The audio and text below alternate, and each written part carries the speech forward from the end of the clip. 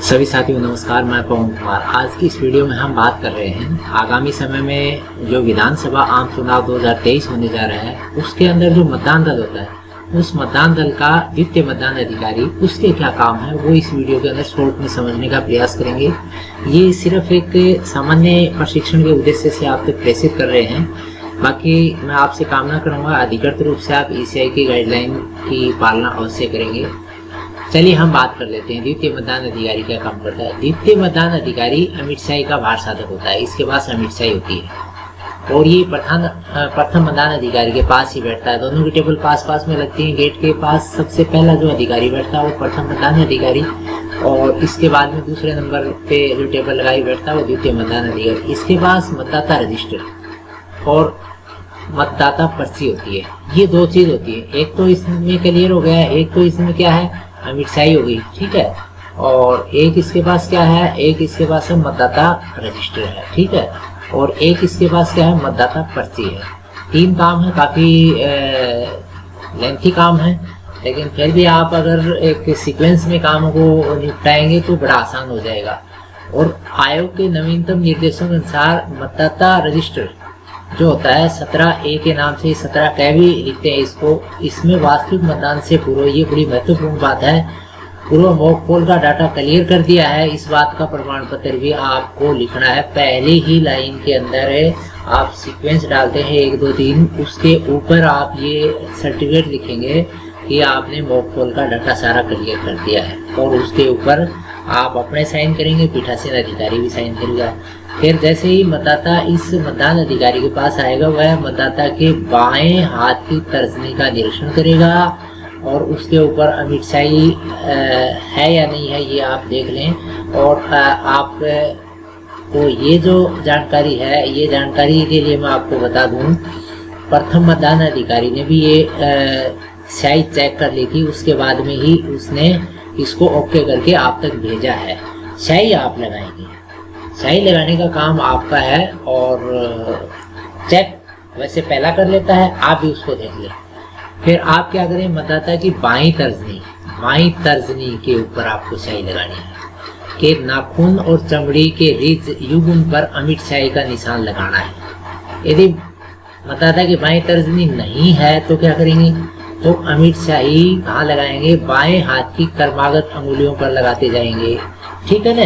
बाईं नहीं तर्जनी नहीं है तो आप क्या ले लें, मध्यमा ले लें, उसके बाद में अगली ले लें, उसके बाद में लास्ट ले लें, ठीक है।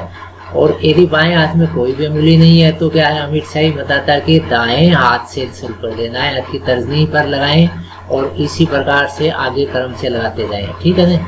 यदि मतदाता के दाएं हाथ की तर्जनी नहीं तो अमिट शाही दाएं हाथ की कर्मागत अंगुलियों पर लगाई जाएगी।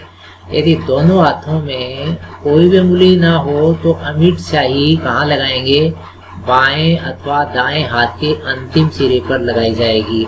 और आप सभी जानते हैं ऐसी स्थिति में उसके साथ कौन आएगा, सहायक आएगा, ठीक है। उसके हाथों में कोई से भी हाथ में कोई अंगुली नहीं है तो स्वाभाविक है वो इस तरह की कैटेगरी का है। उसके लिए सरकार ने इस बार क्या है, ECI ने इस बार होम वोटिंग का भी ऑप्शन दे दिया है। इसके ऊपर भी हम वीडियो बनाकर आप तक भेजने का प्रयास करेंगे, ठीक है। ये शाही लगाना आप समझ गए, शाही कहाँ लगाएंगे ये आप वापस क्लियर कर लें, बाईं तर्जनी के ऊपर आप शाही लगाएंगे, ठीक है। और शाही लगाने का आप देख लीजिए ये प्रारूप है। अब आप इस तरह से शाही लगाएं, पूरा नाखून और उसके पास के ऊपर का पूरा जो कोरा है उसके ऊपर लगाएंगे।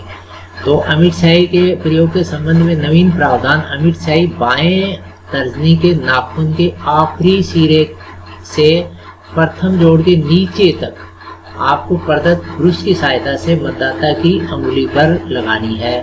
और ये चित्र आप देख ले, ऐसे शॉर्ट में नहीं लगा दे, इतनी सी न लगाएं, ठीक है ना। ये पहले लगा देते थे, लेकिन अब आप क्या करें, ये पूरी शाही इतनी लंबी आप उसके ऊपर लगाएंगे। अच्छा, फिर आप क्या करें, मतदाताओं के लिए जो रजिस्टर 17 का है, ये कॉलम संख्या 2, ठीक है, में मतदाता की निर्वाचक नामावली का क्रमांक लिखें और कॉलम 4 में इसके हस्ताक्षर या उसका अंगूठा निशानी लेनी है, ठीक है।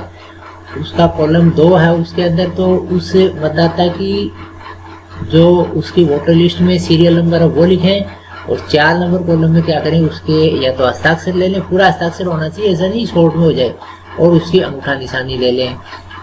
और फिर क्या करें, यदि मतदाता मतदान हेतु मतदाता पहचान पत्र लेके आए, ईपिक लाया है, तो क्या करें, इससे मतदान कर रहा है तो आप मतदाता रजिस्ट्री के कॉलम 17 के कॉलम 3 में ईपी लिख दें। ठीक है ना, ईपी लिख दें। तो ये चीज़ आप ने समझ ली है। और ये एंट्री 1 नंबर ने भी की थी। 1 नंबर ने क्या लिखा था, उसके अंदर ओनली ई लिखा था। ठीक है, और आप यहाँ पर क्या लिखेंगे, 3 नंबर कॉलम में ईपी लिखेंगे अगर वो ईपी लेके आता है। और यदि मतदाता की पहचान किसी अन्य फोटोयुक्त दस्तावेज से हो रही है तो वहाँ क्या करें आप, तो राज्य निर्वाचन आयोग ने इस प्रयोजात निर्दिष्ट किए जो भी दस्तावेज हैं वो लेके आ रहा है, तो ऐसे पहचान दस्तावेज के क्रमांक के अंतिम 4 डिजिट ये आप लिख लें। अंतिम 4 डिजिट जो है ना, ये आप उससे जो भी डॉक्यूमेंट लेके आया है, और ये मतदाता रजिस्टर के रिमार्क वाले कॉलम में आप लिखे जाएंगे। ठीक है, ये अंतिम 4 डिजिट कहाँ लिखेंगे, ये इसके रिमार्क वाले कॉलम में लिखेंगे। ठीक है, मतदाता रजिस्टर का जो लास्ट वाला कॉलम है ना रिमार्क का, उसके अंदर आप ये चीज़ लिखेंगे। फिर मतदाता के हस्ताक्षर का से मतदाता का नाम और उपनाम से केवल निशान नहीं है, ध्यान देना, केवल शॉर्ट में लघु हस्ताक्षर नहीं है, पूरा नाम लिखेगा वो उसके अंदर। और यदि मतदाता अपना अंगूठा लगा रहा है तो आप कौन सा अंगूठा लगवाएं, तो मतदाता के बाएं हाथ का अंगूठा लगवाएं। ठीक है ना, और आपको ध्यान है हम बाएं हाथ की तर्जनी जो है उसी के ऊपर स्याही लगा रहे हैं, तो बाएं हाथ ही अपने पास रखें। और यदि बाएं हाथ का अंगूठा नहीं है तो दाएं हाथ का अंगूठा ले लें। यदि दोनों अंगूठे नहीं है तो बाएं हाथ की अंगुलियों की छाप लें। यदि बाएं हाथ की अंगुली भी नहीं है तो दाएं हाथ की अंगुलियों की छाप ले लें। यदि दोनों हाथ के अंगुलियां नहीं हैं तो मतदाता का साथी आया, उसके स्थिति उसी स्थिति में साथी आया, क्लियर है, तो उसके हस्ताक्षर अथवा अंगूठा निशानी ले लेनी चाहिए। तो आप ये समझ गए, आप मुख्य फोकस इस पे रखें, उसके कौन से अंगूठे का आपको चिन्ह लेना है, बाएं हाथ के अंगूठे का आपको चिन्ह लेना है। इसके बाद में क्या करना है, उपरोक्त कार्य करने के बाद में द्वितीय मतदान अधिकारी द्वारा मतदाता को एक मतदाता पर्ची जारी कर दी जाएगी। ये पर्ची का प्रारूप भी हम नीचे दिखाएंगे। और इसमें क्या करेगा वो 17 तय रजिस्टर की क्रम संख्या लिखेगा और मतदाता की निर्वाचक नामावली की क्रम संख्या लिखेगा और अपने लघु हस्ताक्षर भी करेगा। ये लघु हस्ताक्षर आप शाम को ही कर लें, ताकि क्या है कि फिर बाद में आपको ज़्यादा परेशान नहीं होना पड़े। तो ये काम आप करेंगे। और अब आपको मैं मतदाता रजिस्टर दिखा देता हूँ। ये मतदाता रजिस्टर सफ़ेद रंग का रजिस्टर आएगा और इसको 17 के नाम से भी जानते हैं। देखो इसका पहला कॉलम है, ये इस तरह से आप सीरियल नंबर, ये सीरियल नंबर आप डालेंगे। ठीक है, और ये जो कॉलम है दूसरा, इसमें क्या करना है, उसकी मतदाता की निर्वाचक की जो सीक्वेंस है, ठीक है ना, वोटर लिस्ट में जो सीक्वेंस है उस वो चीज़ आप इसमें लिखेंगे। और यहाँ पर क्या लिखेंगे, इसके द्वारा जो पहचान का दस्तावेज, ठीक है ना, ईपी के लाया है तो ईपी लिखें, और अन्य लाया है तो रिमार्क वाला एक कॉलम है ना, वहाँ पर इसकी एंट्री करेंगे। ठीक है, और फिर अगर इसका अंगूठा लेना है बाएं हाथ का तो अंगूठे का निशान भी इस कॉलम में लेंगे, और हस्ताक्षर करना है तो भी यही लेंगे। ठीक है ना।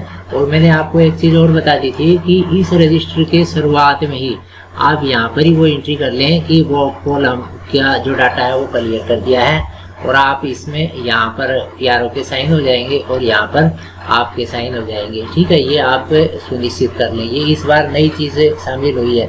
मॉक कॉल के डाटा क्लियर करना अति आवश्यक है, वरना बड़ी समस्या खड़ी हो सकती है।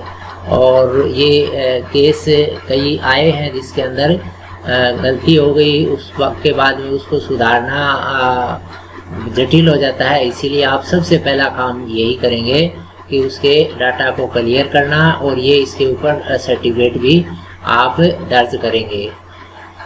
ये हो गया मतदाता रजिस्टर। और अब ये है आपके पास जो पर्ची आती है, मतदाता पर्ची जो आप जारी करेंगे, ठीक है ना, आप जो मतदाता पर्ची जारी करेंगे, ध्यान रहे इस बार एक रजिस्टर के रूप में आएगी। पहले क्या आती थी कि 100 के बंडल थे, इस बार एक रजिस्टर है, सफ़ेद कलर का रजिस्टर है। उसके अंदर आपको ध्यान हो, पहले जैसे बसों में कंडक्टर जो है ना टिकट देते थे, और उस टिकट प्रारूप में ही मतदाता की पर्ची का रजिस्टर आएगा, उसमें से आप एक एक सीरियल वाइज देते रहे।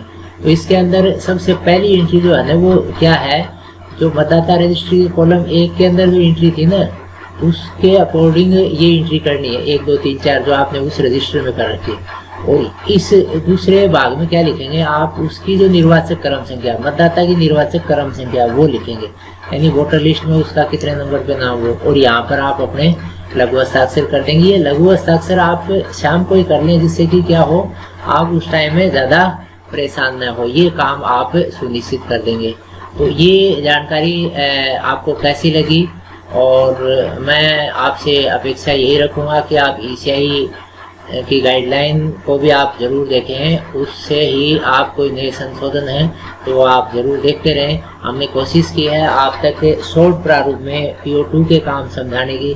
फिर भी अगर आपको कोई डाउट है तो आप कमेंट बॉक्स में लिखिए। हम PO फर्स्ट का भी वीडियो बना के भेज चुके हैं, वो वीडियो भी आप जरूर देखें, सभी तक इसको शेयर करें। आगामी समय में हम PO3 का वीडियो भी बनाएंगे, फिर PRO से रिलेटेड वीडियो भी जरूर भेजेंगे, फिर सीलिंग के मशीनों के वीडियो आप तक सामान्य जानकारी के लिए भेजने का प्रयास करेंगे। फिलहाल इस वीडियो को यही खत्म करते हैं। आप वीडियो में जुड़े, धन्यवाद। जय हिंद, जय भारत।